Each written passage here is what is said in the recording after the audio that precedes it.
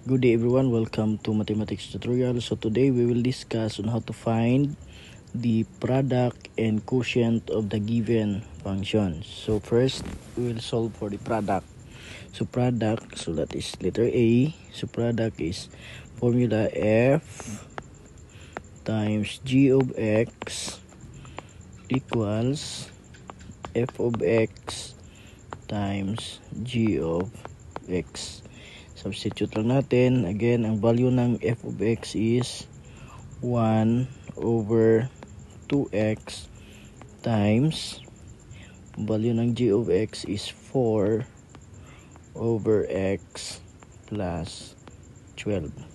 So to find the product of this given function, first you need to multiply numerator times numerator. So 1 times 4, that is 4, and yung denominator natin is 2x times x plus 12.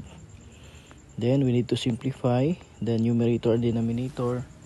So this one, 2x, eliminate natin yung 2, so magiging 2 over x times x plus 12.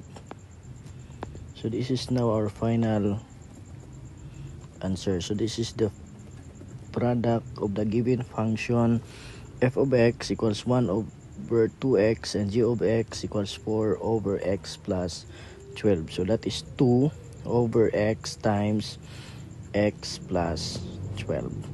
Next, we have the quotient of the given function.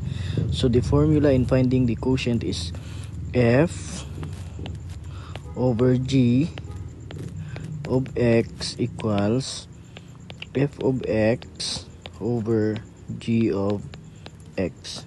Again, i-substitute natin. Ang value ng f of x natin is 1 over 2x over value ng g of x is 4 over x plus 12. Next, we will multiply 1 times this one, 1 times that is x plus 12 over this one is 2x times 4, that is 8x. So this is now our final answer. So that is 8x plus 12 over 8x. So that is the quotient of the given function.